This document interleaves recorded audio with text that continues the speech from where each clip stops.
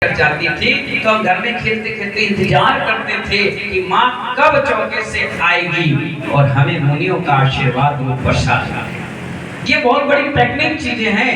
मैं बहुत बड़ा भुलक्कड़ था, मुझे किताब में ऐसे बगल में रख लिया ऐसे और पूरे घर में हल्ला मचाता था, मेरी पुस्तक घूम गई, लाओ दो ला पुस्तक दो, पेन यहाँ रख लिया और पूरे घर में उधम मचाता था कि पेन घूम गया, उधम मचाता था। हमारी माँ कहती थी कैसा नालायक है, कैसा भुलक्कड़ है, पेन रखा है कान पर और पूरे दुकान में हल्ला मचा के रखा है, किताब रखा बगल में, ढूंढ इधर रहा, कैसा पागल है, बुद्धू, बिल्कुल बुद्धू राम है। और मैं कहता अरे यार सॉरी गलती हो गई, क्या करें, इतने भुलक्कड़। मतलब टीचर नकल मार करके खड़ा है सामने, नकल मार लो जैन साहब, लिख लो, और मैं लिख नहीं पाता था। पास तो हो जाता था, फेल कभी नहीं हुआ, पास हो जाता था, कैसे ही हो जाता था, इतना भुलक्कड़ था। और जिस दिन मैंने रेड साल की गाथा पढ़ी, उस दिन से जैसी चौके में आहार होता था, कोई मुझसे कहता था भैया जी आपकी थाली लगा दे। मैंने कहा बिल्कुल मत लगाओ, जो महाराज की थाली है वही यहाँ रख दो। अरे इसमें तो सूखा सुखाया सा बचा कुचा है। मैंने कहा ये आपके लिए बचा कुचा है, लेकिन मेरे लिए ये औषधि है।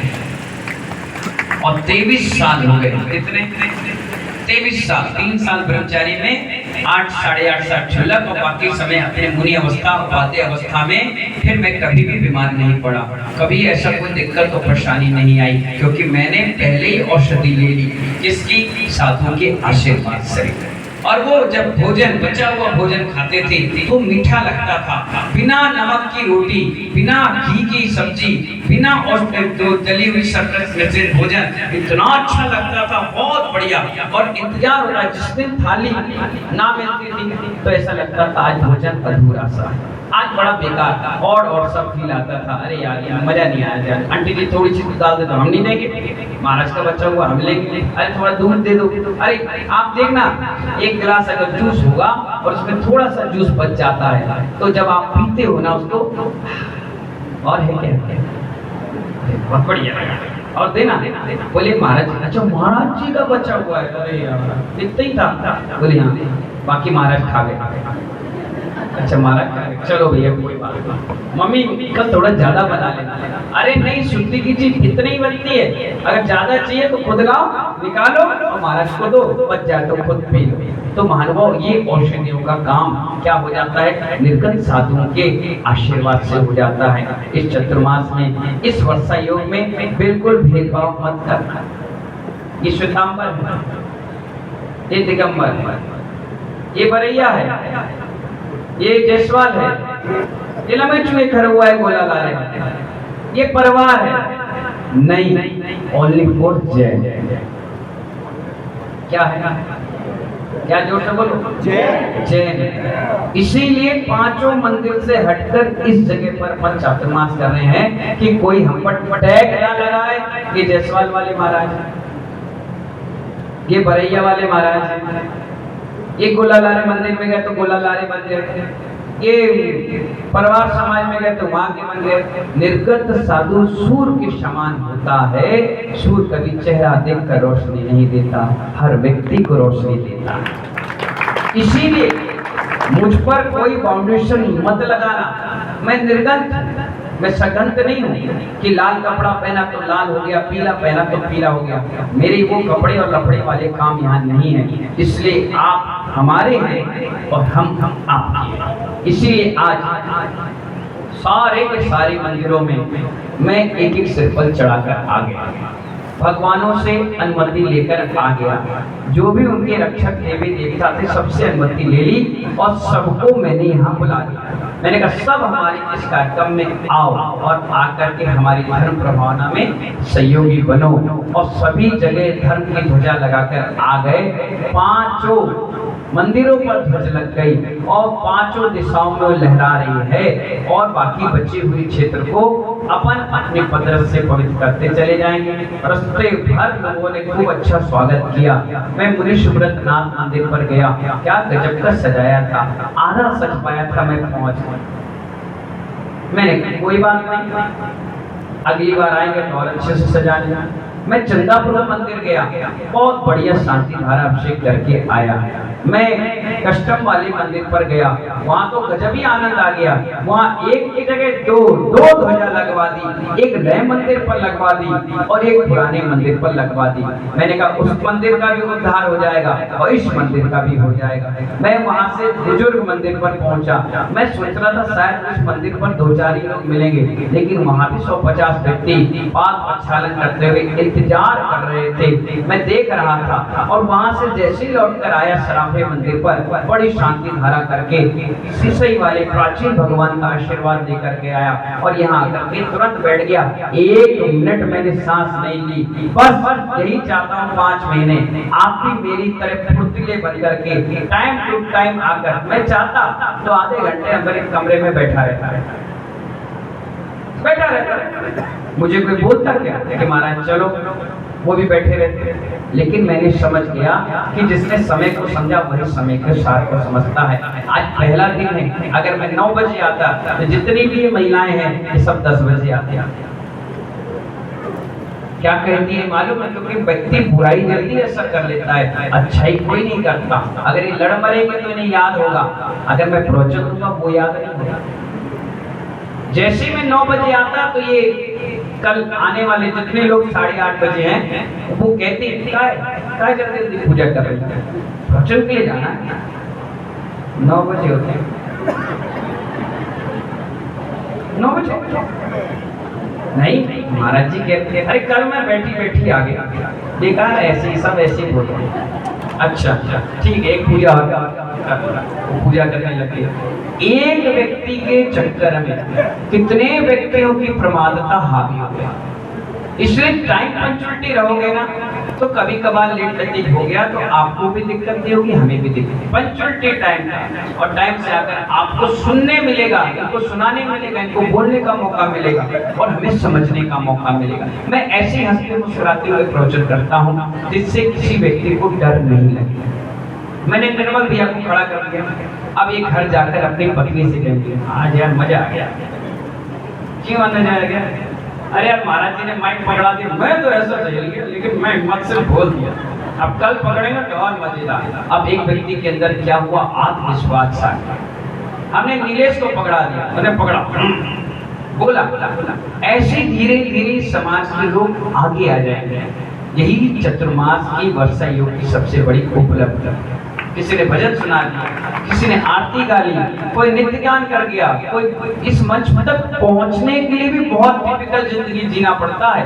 जिस दिन मैं पहली बार माइक पकड़ा आंसू भाई, तो माइक उधर और मैं इधर गिर गया। पहली बार जैसे मैंने कहा भरत चक्रवर्ती और माइक कैसा गिरा और मैं इधर गिर गया। हमारे को क्या हो गया, करंट लग गया। मैंने कहा नहीं अजीब सा लग रहा था।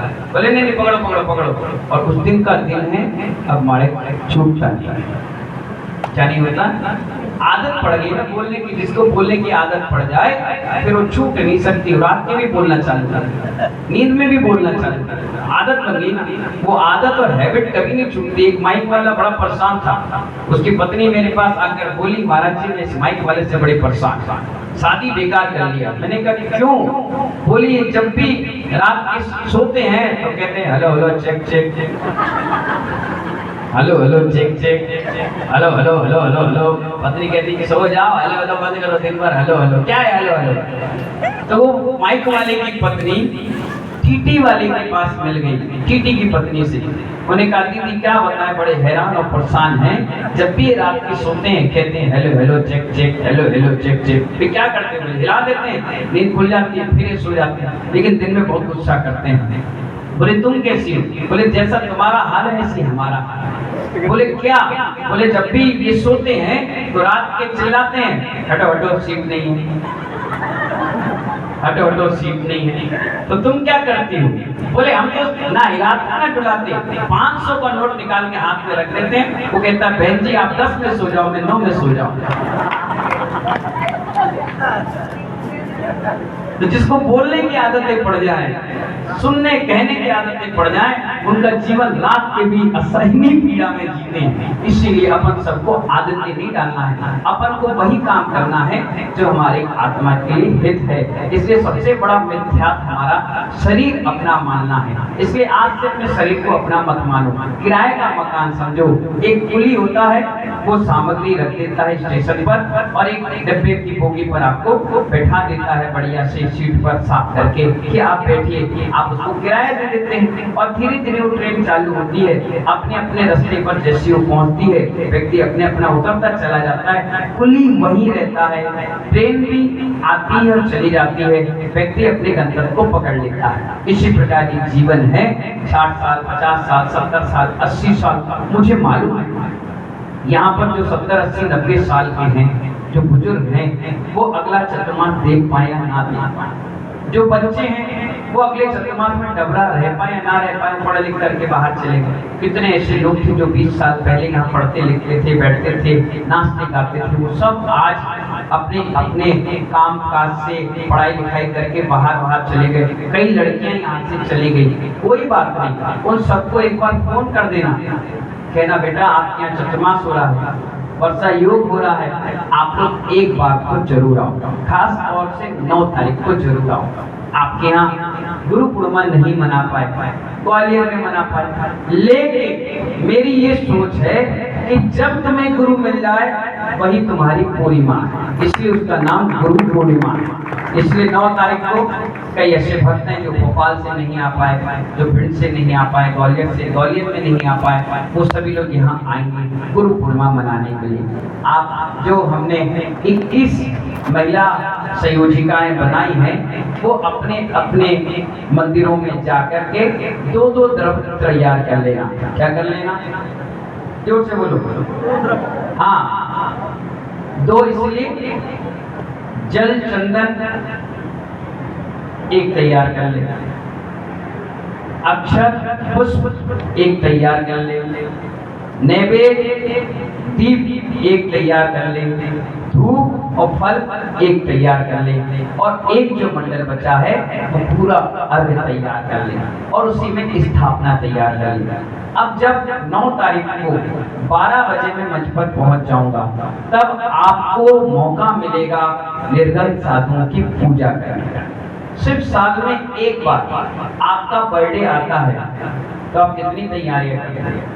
एनिवर्सरी आती है तो होटल और गार्डन बुक हो जाते हैं, कोई व्यक्ति पदोन्नति कर लेता है, प्रमोशन हो जाता है, कितनी अच्छी तैयारी करता है। निर्धन साधु के पास सिर्फ जीवन में एक बार मौका मिलता है, साल में एक बार, वो होती है गुरु पूर्णिमा।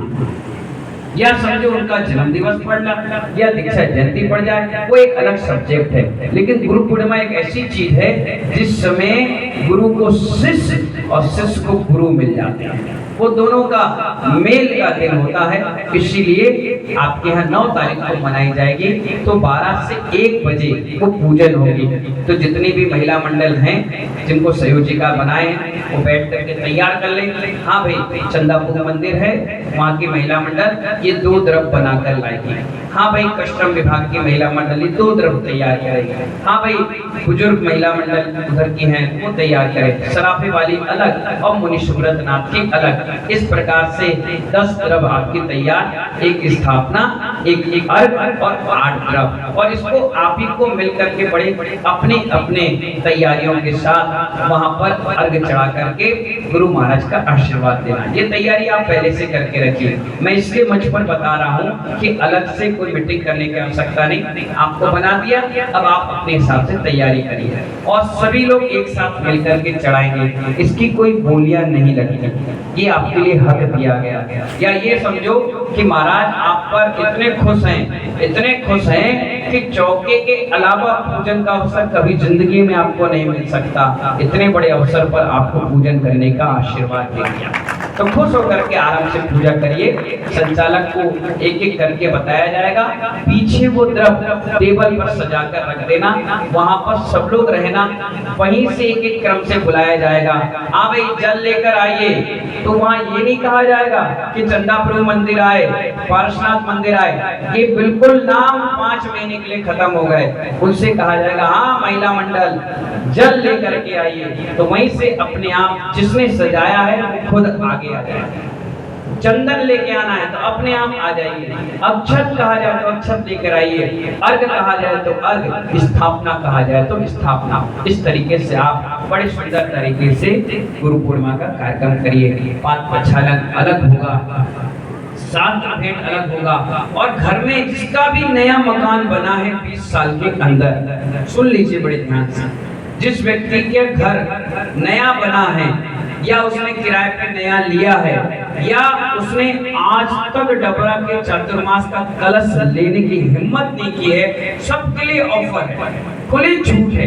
कल जिसने भी कलश देखा होगा बताइए ताली बजाकर कैसा है। कई लोग तो ऐसे भी हैं जिन्होंने ऐसा कलश जिंदगी में पहली बार देखा, बहुत सुंदर, इंग्लिश में कहा जाए वेरी नाइस एंड ब्यूटीफुल, बहुत सुंदर वो कलश। कल अचानक से डब्बा आ गया था विनोद जी के यहाँ से, हमने खोल दिया। मैंने कहा आज मुनि सुब्रतनाथ का गर्भ कल्याणक है, आज खोल दिया जाए, ओपनिंग कर दिया जाए। जैसे महिलाओं ने उसकी फोटो खींची, दुनिया भर से खबर आ गई कि कलश कहाँ स्थापित होगा। उन्हें कहा डबरा में। 5 महीने तक उस कमरे में जाप लिखी होगी, उस जाप को आपको रोज करना है। लाखों जाप उसमें होगी, हम भी, ये भी, आप भी, सब लोग आकर के वहाँ बाहर के लोग भी आकर के जाप करेंगे। महीनों महीनों उसमें जापें चलेंगी और वो कलश मंत्रित हो जाएगा। जब एक लाइन हम किसी पत्थर में बोल देते हैं तो पत्थर भगवान बन जाता है। जब लाखों मंत्र उस कलश में बोलेंगे तो महामंगलकारी चमत्कारी कलश हो जाएगा। जिनका मकान है, जिनकी दुकान है, जिनको किराए के मकान, बड़ी बड़ी फैक्ट्री खोली है, उनके लिए ये बहुत बड़ा चमत्कार का एक कलश आपके घर चला जाएगा। इसलिए मन बना कर रखना, आपकी पॉकेट मनी के हिसाब से भी राशियां यहाँ रखी जाएंगी। पहले कलश की बोली लगी, उसके बाद 4 कलश की बोली लगी, उसके बाद 19 कलश जो है वो 19 की 19 कलश एक राशि फिक्स कर दी जाएगी। और आकर के आप आराम से फोटो खिंचाना, कलश लेना और पूरे मांगलिक क्रिया, मंत्र क्रियाओं के साथ उसको बंधन करके शाम के 6 बजे से 7:30 बजे अमृत लाभ योग है रविवार को शाम की, तो उस दिन उस कलशों को स्थापित कर देंगे और आपके नाम की पर्ची भी वहां रख दी जाएगी, जिससे कलश आपका बदले ना। और नवरात्रि के बाद कई लोग नवरात्रि में अपने अपने कलश ले जाएंगे, कुछ लोग धनतेरस को अपने कलश ले जाएंगे, कुछ लोग दीपावली को अपने कलश ले जाकर के घरों में पूजन प्रारंभ कर देंगे। और जहाँ भी वो कलश रहेगा डब्बा पैक, उस पर मंत्र लिखे होंगे, उस मंत्र की भी जाप आप कंटिन्यू करना। इतने सारे रतन आए कलश के लिए, बढ़िया सुंदर सुंदर मांगलिक चीजें उसमें डाली जाएगी। पूरे वर्ल्ड में सफेद सरसों मिलती नहीं है, हमारे पास है। क्या काम है? कहीं नहीं मिलती। मैं कह रहा हूँ सोने के सिक्के लेकर के भी जाओगे ना तो वो देगा नहीं जिसके पास होगी। महालक्ष्मी का प्रतीक होती है सफेद सरसों। क्या काम? हाँ, ढूंढना नेट पे, आपको खुद ही बता देंगे। मिलेगी नहीं, पहले नकली मिलेगी लेकिन सफेद सरसों असली नहीं मिलेगी। वो कलशों में मैं डालता हूँ, ठीक है। दूसरी चीज निर्कुंडी की जड़, क्या ये भी मिलती नहीं लेकिन हमारे पास है। कहा जाता है ना, जहां से तुम्हारी लाइन समाप्त होती है वहां से भैसन सागर की शुरुआत होती है। तो वो हमारे पास है, वो उस कलशों में भी डाल दिया जाएगा। कमल गट्टा के दाना जो लक्ष्मी का प्रतीक होता है वो भी उसी स्थान पर रख दिया जाएगा। गोर वचन ये किसी के पास नहीं है, हमारे पास है, वो भी वहाँ रखा जाएगा। गोलोचन का मतलब ये होता है जिस व्यक्ति ने उसका टीका लगा करके किसी व्यक्ति के सामने चला जाए, जो कहेगा वो व्यक्ति उस समय वही कहेगा जो सामने वाला कह रहा है। सम्मोहन विद्या में काम आता है। और सबसे बड़ा चमत्कारी अतिशयकारी चीज हमारे पास हमारी सरस्वती है, वो वहां पर विराजमान कर दी जाएगी। 5 महीने तक खूब जाप करो, खूब दर्शन करो, फोटो मत खींचना। जिस व्यक्ति ने फोटो खींची, वीडियो बनाई, उसका मोबाइल हैंग हो गया, इसलिए 3 बार हो गया, इसलिए मैंने आपको बता दिया। बिल्कुल मत बनाइए, दर्शन करिए, आपके बच्चे खूब दर्शन करें। 1200 साल पुरानी सरस्वती है, जिसके बल पर मैं जिससे जो कह देता हूँ वो हो जाता है, समझ गए ना।